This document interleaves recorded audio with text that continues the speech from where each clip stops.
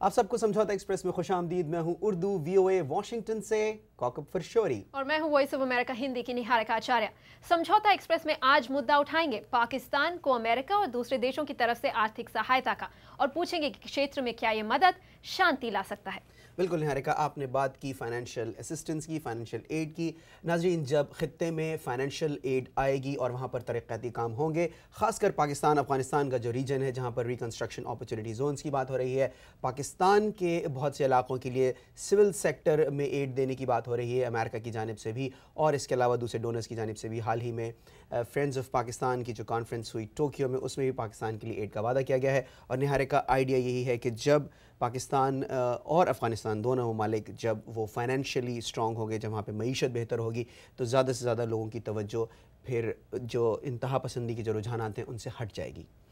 कौकब, यहाँ पर अमेरिका में पाकिस्तान के लिए सैनिक और असैनिक सहायता के लिए एक तरह से कार्रवाई शुरू हो गई है, प्रोसीजर शुरू हो चुका है अमेरिकी कांग्रेस में। लेकिन इस बार राष्ट्रपति ओबामा ने कहा है कि पाकिस्तान को कोई ब्लैंक चेक नहीं दिया जाएगा, इसलिए बात की जा रही है शर्तों की। सहायता के साथ शर्त भी जुड़े हुए हैं और पाकिस्तान में इन शर्तों को लेकर अभी से चर्चा शुरू हो चुकी है।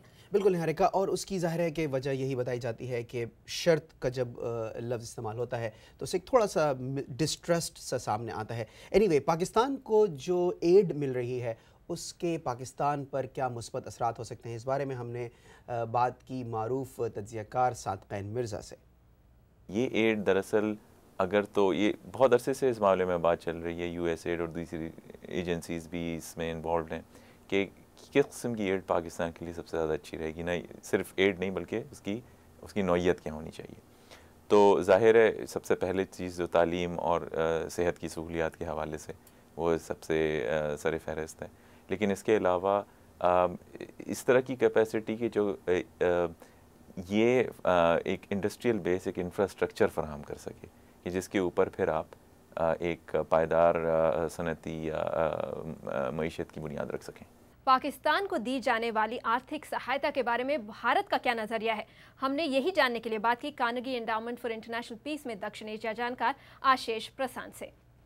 भारत बिल्कुल चाहेगा कि ये एड पैकेज दिया जाए पाकिस्तान को, लेकिन भारत के लिए ये बहुत महत्वपूर्ण है कि एड का पैसा पाकिस्तान में ना ISI इस्तेमाल करे और ना ही आर्मी इस्तेमाल करे भारत के ख़िलाफ़। तो उस मायने से भारत के लिए अभी तक जो बिल लाया गया है कांग्रेस में, वो भारत के लिए फ़ायदेमंद है। क्योंकि भारत में यही चिंता है कि पहले की तरह कहीं सहायता रकम जो पाकिस्तान को दी जा रही है उसका इस्तेमाल कहीं भारत के खिलाफ ना हो। और इसी नज़रिए से अगर आप देखें, यहाँ पर हाउस ऑफ रिप्रेजेंटेटिव्स में जो सहायता बिल तैयार किया जा रहा है उसमें ये एक प्रोविज़न भी है कि पाकिस्तान को ये दर्शाना होगा कि किसी भी आतंकवादी गुट को सहायता नहीं दी जा रही है जिसने अमेरिका पर, अफगानिस्तान पर और भारत पर हमले किए हों।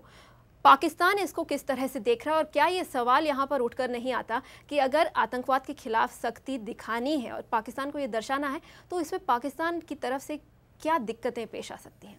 निहारिका, वही जो बात अभी हम थोड़ी देर पहले कर रहे थे ट्रस्ट की, कि अगर इंडिया और अमेरिका पाकिस्तान के साथ इस किस्म का कोऑपरेशन चाहते हैं कि वॉर ऑन टेरर में पाकिस्तान उनसे कोऑपरेट करे, तो फिर या तो ट्रस्ट होता है या नहीं होता। पाकिस्तान का ये कहना है कि आप हमें या तो एलाई समझते हैं या नहीं समझते as far as the United states is concerned, और जब शर्त की बात होती है तो उसमें एक डिस्ट्रस्ट का पहलू आता है। इसी तरह इंडिया की जहाँ तक बात है, पाकिस्तान का ये कहना है कि वो उन ग्रुप्स को सपोर्ट नहीं करता और इंडिया को उस पर ट्रस्ट करना होगा।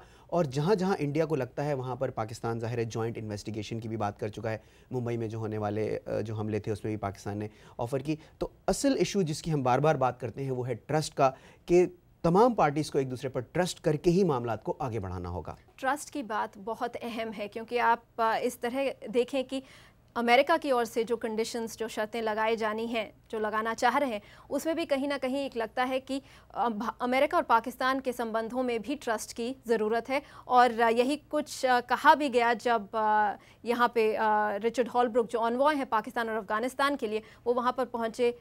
ट्रस्ट की बात एक बार फिर उठाई गई।